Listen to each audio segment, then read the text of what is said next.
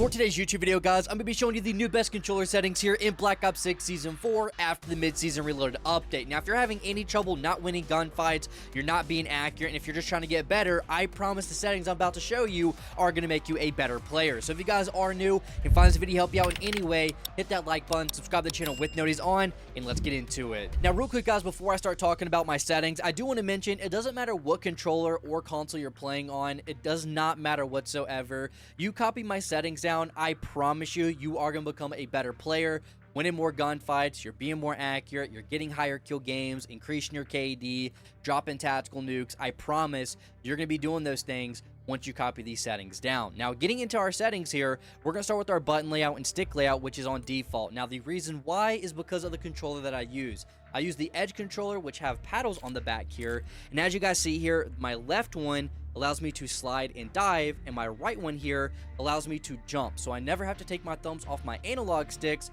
which is going to help me a lot in this game. You have no idea how much it helps. Now, for my sensitivity, for my vertical and horizontal sensitivity, I have it at 1.65. Now, this is a setting you're not going to want to be changing all the time because you're not getting used to that sensitivity. You're overlooking, you're underlooking, your aim's not on point. Because of your sensitivity, you're not used to it. So go ahead, change it to 1.65, get used to it, and that is going to help out a lot.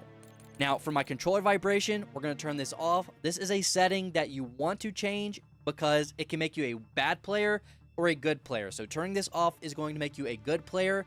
You just got to get used to it. It may take 5 minutes, it may take an hour, it may take a few days. Once you get used to this, it's going to make you better with your aim because your controller is not going to be spazzing when a door opens, bashes opens, your gun shoots, grenades, explosions go off.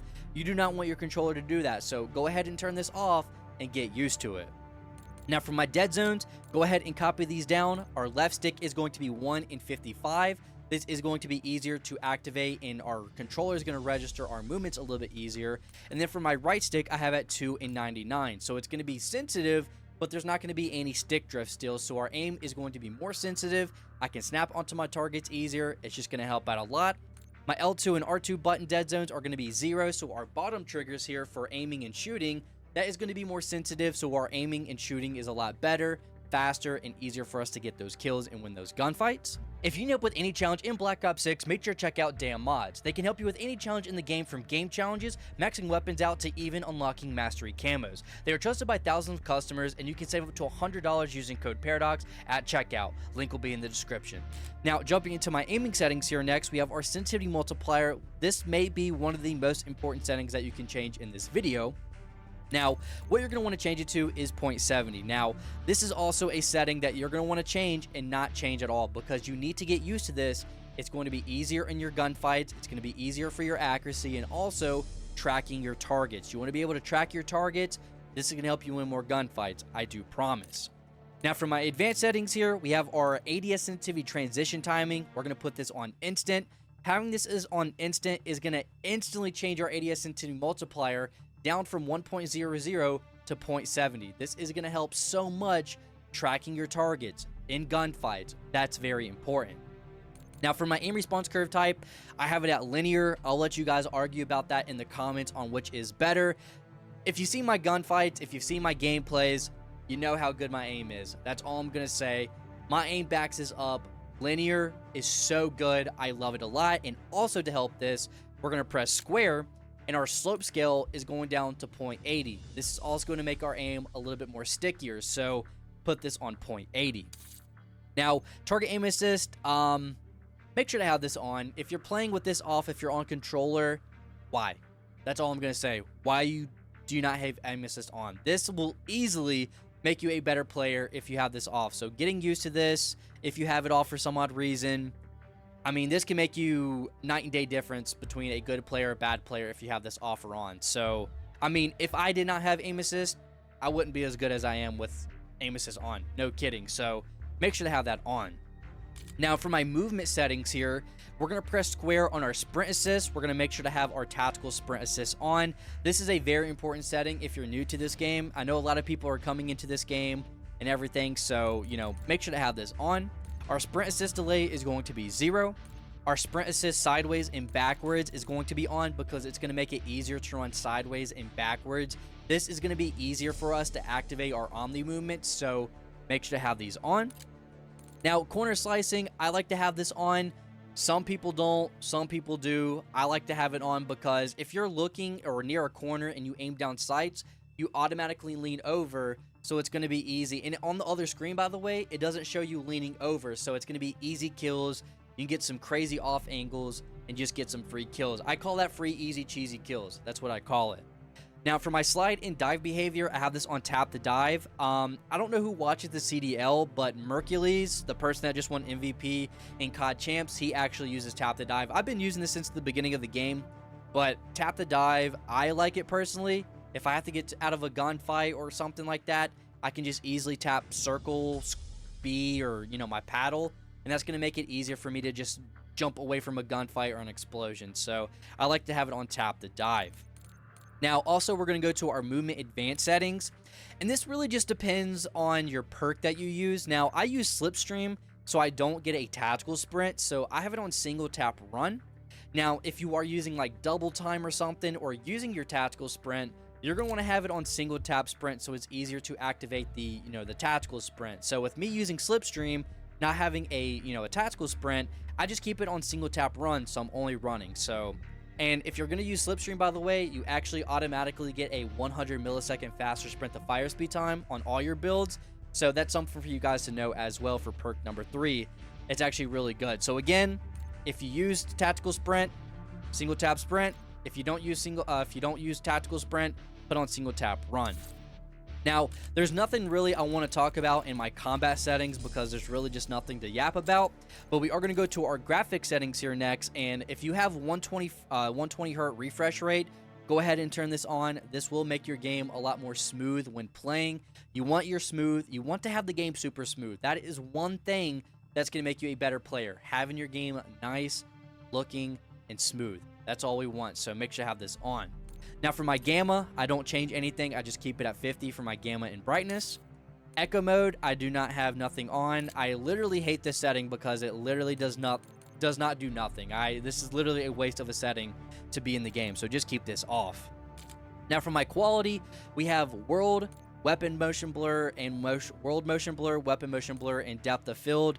We're going to have these all off. We do not want our game looking blurry whatsoever. It's going to make the game look nasty and disgusting looking. We do not want that. We want our game to look nice and clean. Now for my fidelity cast, we're going to turn this on. It is going to make the game look a little bit more sharper. And then we have our cast strength at 70. Do not go any higher than this because it makes the game look too grainy and too nasty looking. We don't want that. We want the game to look nice and sharp, but not too sharp because it makes it start looking grainy. We do not want that. So make sure to put it at 70. Do not go any higher. Now, for our details and textures, this really just depends, I do believe, on your storage that you have on your game and also your internet speeds. I think that plays a huge part in this. But for me, I have it on optimize, and the texture cache size, I have it on large, and the download limit, I have no limit on that. So I'm always downloading the best texture for the game constantly, so my game looks nice and clear. I like to have quality. You guys know this. A lot of people like to ask me also, are you playing on PlayStation 5? You playing on PC because your quality looks so good? And I believe this is going to help out a lot with the texture quality and everything. Make sure to copy that down. Now for my view settings, the FOV, we're going to put this at 115. I will literally argue with anybody in the world about this. Your eyeball is not going to tell the difference between 115 and 120. You can argue with me in the comment section. I will win. I promise you. You cannot tell the difference between 115 and 120. And also, if you max it out at 120, there's a chance of input delay. We do not want any risk of that. So just drop it down to 1.15. I have had no delays whatsoever. So again, you're not going to tell the difference between 115 and 120. Argue with me in the comments. But I'm telling you, I've always played on 115, and I've never had trouble. My ADS field of view, weapon field of view, is going to be affected and wide. This is going to make the weapon look smaller, and also when you aim down sights, the camera doesn't zoom in. So if a weapon has recoil, visual recoil, muzzle flash, or anything, it doesn't look that bad. So with the weapon being smaller and everything, and the camera not zooming in, it does help out a lot, just making the weapon look more calm. I like that a lot, so put this on affected and wide. And then for the last thing here, we have our camera movement, and that is going to be our first person camera movement. We're going to put this down to 50% because it's going to make the camera shake not that bad. So put that on 50%. Now for my audio here next, this is really nothing to go too crazy in depth about because everyone has different ears, but for me personally, I only like to hear dialogue and effects volumes. I like to hear operators talking, gun shooting, and explosion. That's all I like to hear. Nothing else. No music or nothing like that. Just gun shooting, explosions, and the operators talking. That is it. So I only have effects volume and dialogue volume only on.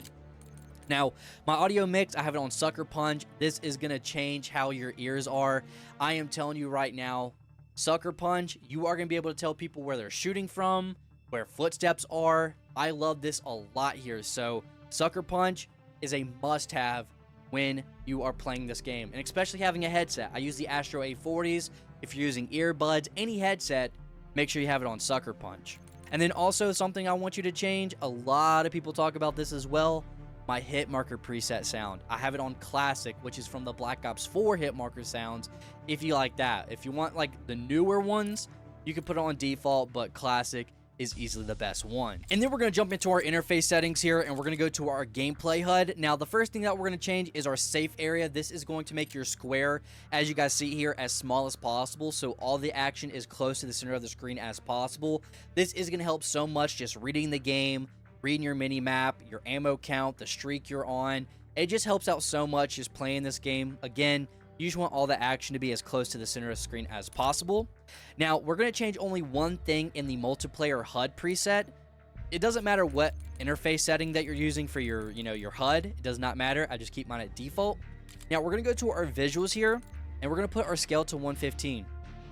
This is going to make it where your screen is a little bit zoomed out, so you can see more of the map.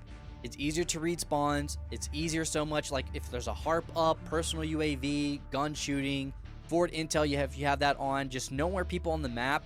It's going to make the map look a lot easier to read, so I like to have it at 115. Now, we're going to back out of this, and what we're going to do here next is talk about our mini-map shape. Make sure I have this on square. You see more of a square than you do a circle, so you want to see more of the mini-map as a square, because I'm telling you, again, it's going to make it easier for you to read the map, easier to read spawns, and that is a huge thing to make you a better player, get higher kill games, and tactical nukes, so put that on square. Mini-map rotation, I like to have this on. Some people don't, some people do. I like to have this on. It's just easier to read the map for me. The radar, I don't like to be able to toggle my mini-map on and off. I don't really know why this is a setting, but just go ahead and keep that off. The compass type, I went ahead and turned this off as well. I found it rather more annoying, later on playing this game. So I went ahead and turned that off. Player names. Now, this is such a huge advantage if you use this correctly. Now, I will say also, it really just depends like how long your name is as well. If you have like a small name, you're at more of an advantage. But if you have like a super long name and plus the clan tag, you're at such a disadvantage. You have no idea. It's easier to see people through smokes, sometimes through walls. I don't know why. Sometimes you can see player names through walls and through like doors, walls, smoke screens. I mean, you can get some free, easy kills just because of someone's names popping up and you don't even know. I mean, just make sure to have on full name. And then here are crosshairs. Now, I could go on an hour rant about crosshairs, but this is probably the main thing. Like, a lot of people like to ask me about my centering. How is it so good? And honestly, I can't really describe how I do it. It's more just my crosshair settings. This helps out so much. So your crosshairs, you're going to want on static.